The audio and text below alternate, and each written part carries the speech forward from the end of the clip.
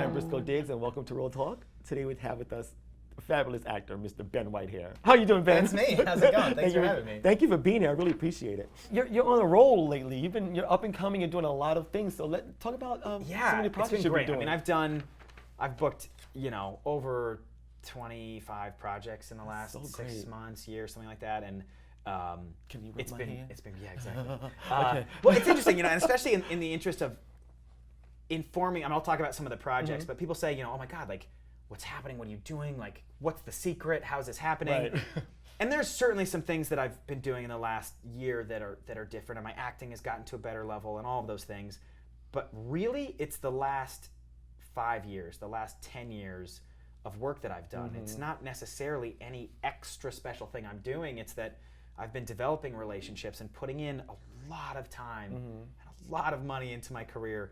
And it's the momentum of it, and that it's just, stuff takes time. And now that I've known people for many, many years, they've had a chance, they know me as an actor, and they know that they can trust me on set, and they know what I can do, and we're working together, and we're collaborating, and there are people who I've known for years who it just happened, and now the right project comes along, and now we're able to work together and all of that. Let me back up for a second. Before you get a job, you have to go for an audition. What is your secret? What motivates you to do well in auditions when you're like, let's say you're just totally scared to death and you just have to do this thing? What keeps you going? Needing to pay rent. No. You need to pay rent? That's not true at all. I love auditioning. I think if you hate auditioning, it's going to be harder for you. Okay. The thing is, audition, it's just meeting people. Like, I'm just going in to meet people and show them what I would do with this role.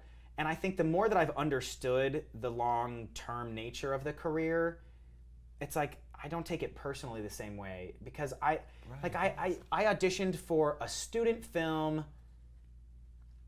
5 years ago, and I had kept I don't even think I booked it, and I kept the director, like I sent out email updates to my network, and she'd been getting these updates for 5 years. I hadn't talked to her, and then she randomly wrote me up, was like, hey, I need an actor for this thing, are you free on Friday? And it was this amazing, hilarious video, and it was great, and all these amazing people. I hadn't talked to her in 5 years. Wow, okay. I don't even think I booked the thing I auditioned for, right? And the thing is, if you're going in for an audition, you don't have that job. So you're not losing anything. Like, you already don't have it, so nothing changes. If you don't book it, nothing changed. Right. It's the same. You still don't have that job. And then when you do get it, it's great, and it's amazing. And I'm a fan of building relationships, because a lot of the things I booked recently, I didn't audition for. I think the key to success is to work really, really hard, be a really good person, and do that over time. And I have found that when I live that way, that I get the results I want. So let me ask you about the future of the business, like Netflix, Hulu, the new media. How do you feel about that? What do you think is going? The short answer is I love it. What's amazing for storytellers is that the number of opportunities we have, just look at the number of TV shows that are on the air right now compared to 5 years ago, 10 years ago, 20 years ago. It's insane. Yeah. There is so much opportunity. And the quality is better. The quality, even some of these films I've done, the total budget for these films, these are major motion pictures that could be screened in a movie theater that look amazing, that I'm like, wow, I'm like in a legitimate movie. And the cost to do that was millions of dollars less than it would have been even 5 years ago. So I think overall, it's amazing. The access we have to make these projects that as a performer, if I want to tell a story, I can make it happen for almost no money. Relatively, to put something together that looks incredible, holy crap, that's amazing that we have that opportunity. Now, that also means that you have, 100 million cat videos that get uploaded every day, and now I'm competing with those fucking adorable cats who are more famous than I am. Isn't it awful? Not bitter. I need to put cats in all of my videos. But ultimately, we at least have access to these people, right? And we can if I make something that's amazing, I can put it out there and people can see it. Right. Oftentimes it takes more marketing and the level is higher than people realize sometimes, but the fact is we have access, which I think overall is only a good thing. We get to decide as a community how we want to deal with that, and it's one of the reasons why I'm passionate about having a union and why I'm absolutely a union member, because that way I get protected when, well, it's new media, it's on the internet. No, it's Netflix. You're spending $2 million an episode on House of Cards. So what's the biggest lesson or most valuable lesson that you've learned either from your childhood, college, or being in your current life? Something that sticks with you that you've decided that this is going to be like something that's really important to me. It's gonna. I mean, the thing that I continue to come back to is enjoying the journey. I mean, I could get hit by a bus later today. It would suck. Right. But that's true. People die all the time.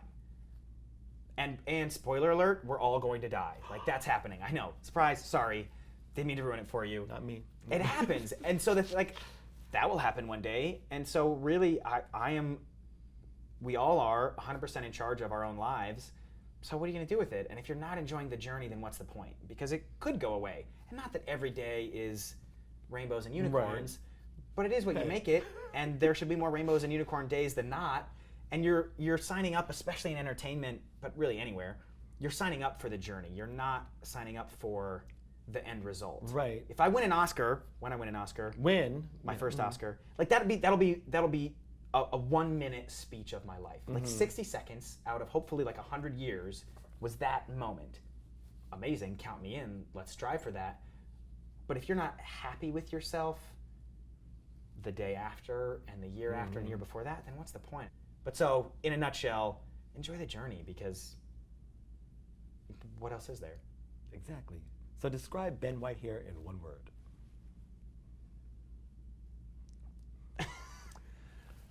Oh my God. That's 3. I know. I'm like, is that things that count? Like was that my wish? Not your girlfriend's words. Oh my God, your words. One word. Passionate-rific. Oh, I love that word. Can I steal that word? Yes. Hashtag passionate-rific. Okay. Teach Now me I how know. to spell it. Yeah. Okay. You have to figure out the spelling first. Yeah. And then we got to get a tattoo. That All could be works. your- I'll okay. tweet Okay. it. Well, thank you, Ben, so much. I really appreciate you being here. It's been My awesome. Your insight is wonderful. And this has been another episode of Real Talk. I'm Briscoe Diggs. And remember, if you have a dream in your heart and a plan, it's never too late. Right, Ben? All right, brother. Love Thank you so that. much. Cheers. Thanks for having me. Thank you.